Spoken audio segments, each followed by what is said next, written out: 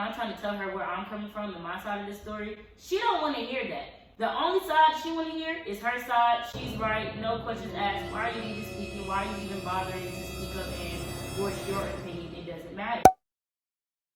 Hey you guys, welcome back to another episode of Shit Happens Podcast. My name's Kayla. I'm the creator of this podcast, and this is a podcast where we just talk about all the random shit that goes on in our lives. You know, we're young millennials, young adults, so we got a lot going on during this time in our life, and this is where we're going to talk about it, okay? Most definitely. Go ahead, introduce yourself. I'm Caleb, y'all. I'm one of Caleb's friends and biggest supporters of the shit. He really and y'all is. need to hop on that too.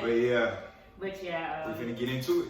Right. But first, I like to start this off now with the question of the day. Okay. So the question of the day is, it's a weird question, of course. Good. Do you think animals have a music preference like how humans do?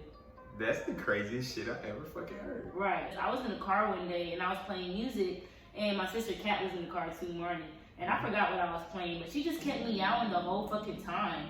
And then I was on the phone with me and I was like, you think animals like got music preference? And she was like, yeah, because Bean loved NBA or Bean loved Lil Baby, one of them. Cause like she said Bean was in the car one day and she would not stop meowing, and then she would just put on NBA and Bean would be quiet.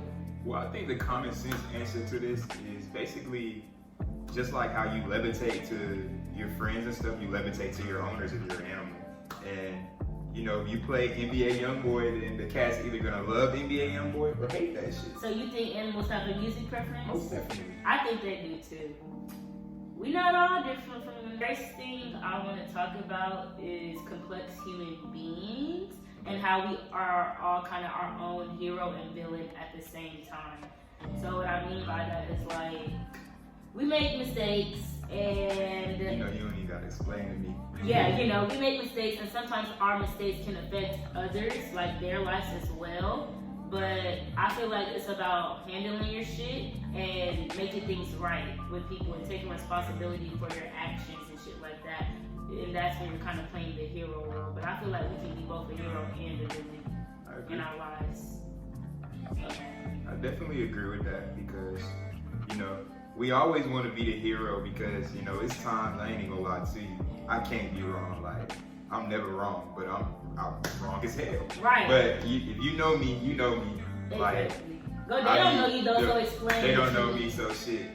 Even when the littlest things happen, like, I'm right. Like, I'm gonna find a way to make myself right in the situation. As y'all probably do too. Right. But at the same time, not all the time. Some folks, like, if they in the wrong and they know they in the wrong, they'll still keep that word like, I'm not gonna, because they have a lot of pride. So and that's true. And that's another thing. I got a fucking pride problem. Mm-hmm. But I'm not gonna lie though, like who wants to be wrong? Who wants to be wrong type shit. But I do feel like we do make ourselves a hero a lot. But also making yourself a villain is just as bad because like basically making yourself a villain is like beating yourself up. Like some shit you really can't control. It might have happened, but you really can't control it. So you can't really beat yourself up for that. But, beat yourself up. But that's something you gotta figure out though, cause hearing it, that shit.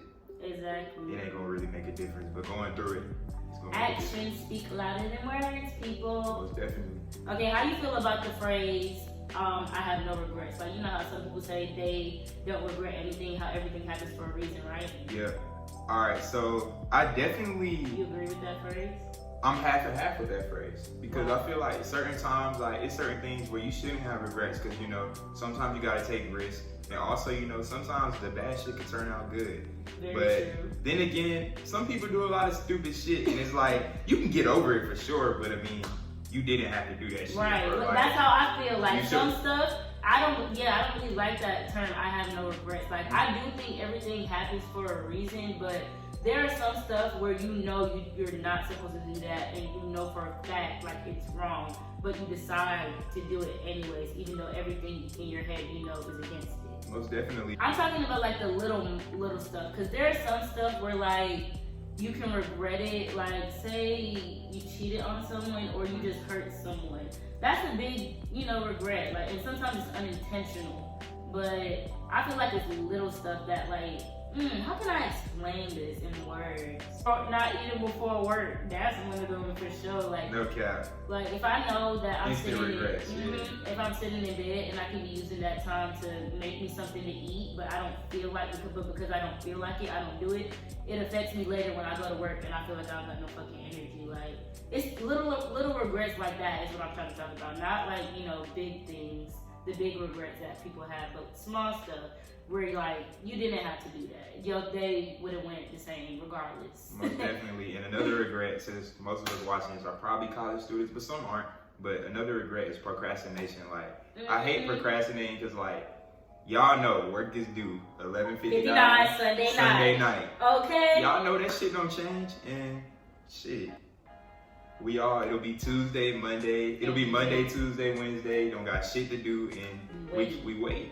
Why? I'm gonna do it at 1:30. Hell no, I'm gonna do it at 3:30. I don't know why we do that. I'm gonna do it Sunday. Guilty. Guilty as fuck. Guilty right now. Down here, like some of the way I've come at people, I've regretted because like I know my delivery can be a bit harsh or mean or disrespectful sometimes. So there have been times where I wish I would have worded something differently when I'm speaking to someone, so it didn't come off that way. So like stuff like that, I just regret. Those are like big regrets, and I definitely let's get into that. Yeah, actually. because that shit can affect the whole conversation. If you know me, like you know me, and it's times where like sometimes I let shit go, and sometimes I don't let shit go, and the pride gets a hold of me, and every time that happens, something bad happens. It's just like you always think to yourself like, damn, should I cuss that person out or should I walk away? Right. I'm not gonna lie. It's gonna hurt, like your feelings, like your emotions are gonna hurt no matter what you do. Because if you walk away, you're gonna feel like it was a lot of shit you should have said.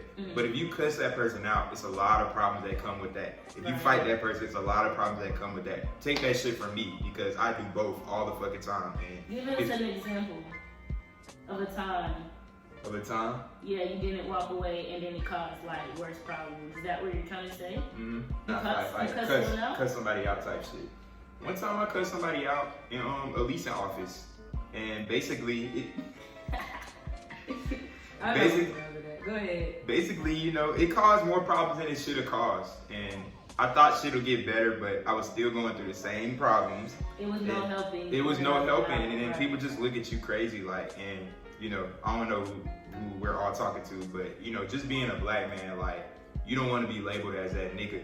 And I be labeled as a black female. You're gonna be labeled as an angry black woman. Exactly. So it's like, show them something different. Like, right. Sue their ass if you got a problem with somebody. Okay. Honestly, take that shit to another step. Right. You can still deliver your problems and communicate with people without being aggressive or coming off as aggressive. Even though you might be mad about a situation and your emotions can get the best of you, you have to remain to keep yourself in control, basically. Black people and how we use laughing and comedy as a coping mechanism. Do you think you do that? Hell yeah. Yeah, I definitely do that. Like, there's been times where I'm trying to talk to someone about how I'm feeling or trying to express myself, and I'll try to like laugh it off or brush it off. Or there's been times in the past I've gotten into arguments with a boyfriend, and I'll try not to smile or something when they're like angry at me because I don't know. Like, I know we're having a serious conversation, and I don't know, I just try to smile just to like, I think it stems from living in a black household and how we're not really, I don't want to say not allowed, we're basically not allowed to fully express ourselves to our parents. Because if my mama and I had like a disagreement about something and I'm trying to tell her where I'm coming from and my side of the story, she don't want to hear that. The only side she want to hear is her side. She's right. No questions asked. Why are you even speaking? Why are you even bothering to speak up and voice your opinion? It doesn't matter. So that's where I kind of think it stems from. So now when we trying to express ourselves, you see a lot of people, you see a lot of funny TikToks and Instagram videos of people like, yeah, I just had a mental breakdown, but we still good though, or some shit like that. Let's get into it, cause just trying to make it trigger warning or whatever. But I done seen TikToks with people joking about abuse, crazy shit, right? Like robberies, like going to a bunch of shit, right? And I'm not saying that's always a bad thing, but as long as you know, like it's okay to joke about it if I feel like if you've like healed from it and you can move on from it. But I feel like if it's still bothering you, you're making Closure, jokes people. about it, that's when it's like, Don't joke about that shit if you ain't found closure with it. okay. I like this shit. I think making your own happy ending. That shit don't just happen. Like, if you feel like you're at a point in your life where bad stuff keeps happening, we talked about this the other day too, how like if bad stuff keeps happening back to back to back, I feel like you should just take a second, close your eyes, relax for a second, and take a couple deep breaths to just really like stop, basically, and just stop. Because y'all, I agree with that shit a lot, but on some real shit though, another thing that you can do, sometimes just take your ass to sleep. Get that shit done with it. Like, you'll wake up better, I swear to God. You'll wake up like, damn, I was doing the most last night. Damn, I was doing the most. Like, go to sleep. Like, if that shit's bothering you, go to sleep. Wake up a whole new day with a whole new energy, a whole new vibe to this shit, and attack the day. Yeah, but sometimes that's hard, because like just how I was saying earlier, I haven't been really feeling the most, like, I feel like I haven't been having energy lately every day when I wake up, and I don't want to get up and to go do things I gotta get done throughout the day, like editing, doing my homework, and just not sitting in bed basically all day. Well, it's definitely deeper than me saying something like giving you an answer, giving you an alternative, because it's something you're gonna have to find out for yourself. And that's exactly how I was saying, like, how I need to like make a list of all the things that I have in control of my life, which is making sure I get my homework done, making sure I get my videos up, working out. That's something I want to get back into my routine as well, and making sure I'm eating enough in the day. So yeah, making a list of just like all the stuff that I know would make me happier, because right now this shit is kind of depressing. But all the stuff that can make me happier. But the hard part is actually going through that, actually doing those actions. It's hard, but it's not impossible. So. And something you said, I want to go back to that, because I recently got some help over some shit I was going through. But honestly, like, finding a way to cope with stuff, like the right way, is so healthy coping mechanisms. And I'm saying that to say, like, if bad shit continues to happen in your life, which it will, because that's how the world is. Right. But if bad shit continues and you keep using the same coping method and you're still depressed, then that means that might not be your coping method. That shit not working, yeah. Like, you know me, like, one of the things that used to be my coping method, and I still do it to this day, but not to cope. Just to do it, like, for me. But I like to work out. But honestly, like, I used to do it to cope, and now I realize, like, you know, it's still not working. So I found other things to cope with, like reading, like getting back in the Bible, getting back into Christianity and whatever. Stuff that's actually making you feel better. Yeah, and that definitely works. I still be cussing though, but I mean, I still be sinning too, but it works though. Right. You know, as long as you know right from wrong and you apologize for your mistakes that you do. Because God gonna forgive you now. He will, but you gotta be actually willing to do better and change up. Exactly. You can't just say the words and not deliver the actions. You gotta stand on that shit. Period. And despite all the obstacles in life that we go through, you have to make your happy ending. It's a slow process, but it's worth it in the end. Most definitely. Me and Caleb been trying to record this podcast for the longest. Me and Caleb be talking about like a lot of deep shit all the time. So we just like, why we never filmed a podcast episode? And we finally got the time to do it today. They might need a part 2, though, bro. Of course! We're gonna definitely get a part 2. I feel like we should get Wisdom and Xavier out here, do another nigga tea. I don't know if y'all seen that video. That was one of my old videos when I first uploaded podcast. We did a podcast called Nigga Tea. Go check that out. We talked about a lot of good shit. Cameras on them. Yeah. We talked about a lot of good shit though. So go check that video out. And thanks for watching this one. Make sure you subscribe to my channel and follow my Instagram pages. Make sure y'all follow Caleb on Instagram too. Tell them your Instagram, Caleb. At Offset Cow. Period. And mine's just Taste Decision. All Instagrams will be linked down below. Thanks for watching the video, and we'll see you guys in the next podcast or vlog. Watch my vlog too. It just got uploaded. Shit. Yeah. So yeah, the vlog's already up. So make sure y'all go tune in and watch that vlog. See you guys in the next one. Bye. God bless.